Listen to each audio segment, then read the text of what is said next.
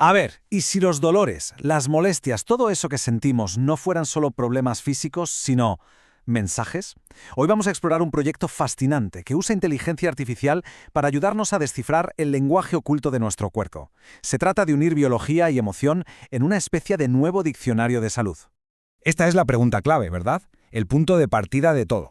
Es esa sensación que seguro que nos suena, la de un dolor o un síntoma que vuelve y vuelve. Y que en el fondo intuimos que no es solo algo físico. Es como si el cuerpo nos estuviera susurrando algo, pero claro, no siempre sabemos cómo escucharlo.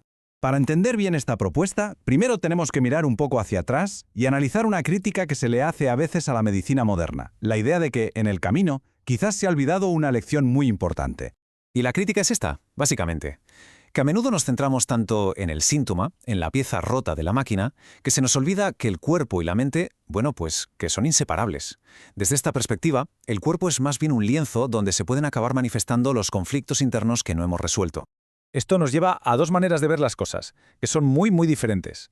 Por un lado está lo que podríamos llamar la medicina de síntomas, que se dedica a apagar incendios, ¿no?, con un fármaco y listo.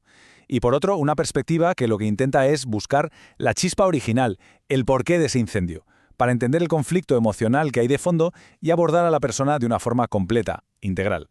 Vale, entonces, ¿cuál es la alternativa? Pues aquí es donde entra en juego la biología digital, un método que busca precisamente conectar esos dos mundos, combinando el conocimiento del cuerpo con la tecnología más puntera que tenemos hoy.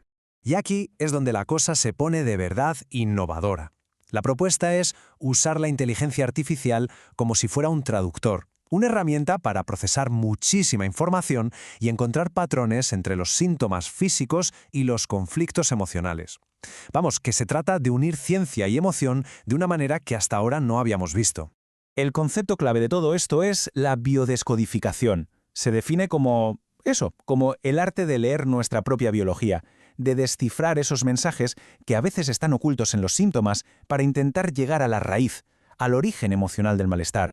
¿Y todo esto cómo se lleva a la práctica? Pues la idea es genial, a través de un diccionario de salud digital, una herramienta que usa la IA para que podamos explorar esas posibles conexiones entre lo que nos pasa en el cuerpo y lo que sentimos. Dentro de este diccionario, ¿qué encontramos? Pues análisis de síntomas desde esta perspectiva, claro. También consultas sobre la posible raíz emocional de distintas afecciones y guías para el autoconocimiento. El objetivo final es promover lo que llaman una sanación consciente. Pongamos un ejemplo, la ansiedad. En lugar de verla solo como un desequilibrio químico, este enfoque también explora qué conflictos internos puede haber detrás. A lo mejor, un miedo a perder el control que el cuerpo está, de alguna manera, gritando. Pero también se analizan cosas muy físicas, como las varices.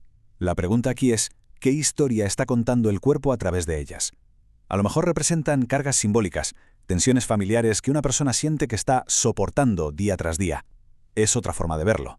O pensemos en algo tan concreto como el tinnitus, ese pitido constante en los oídos. La perspectiva aquí sería preguntarse, ¿hay algo que la mente se niega a escuchar? ¿Podría ser un mensaje que se manifiesta como un ruido para que le prestemos atención? Todas estas exploraciones son, la verdad, fascinantes. Pero, y esto es importantísimo, hay que dejar algo muy claro. Toda esta información tiene un fin puramente educativo, no es un diagnóstico médico y, por supuesto, no sustituye la consulta con un profesional de la salud. Es una herramienta más, una complementaria para el autoconocimiento. Pero este proyecto no se queda en ser solo un diccionario y ya. Tiene una misión mucho más grande, con una visión que quiere llegar muy lejos, a nivel global. La meta que se han puesto es así de ambiciosa, ni más ni menos: crear el diccionario de biodescodificación más avanzado del mundo. Y además conectando a toda la comunidad de habla hispana, desde México hasta España, en torno a esta nueva forma de entender la salud.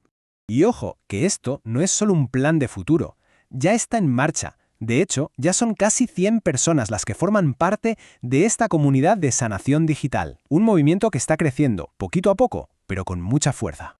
Al final, todo se puede resumir en esta metáfora tan potente.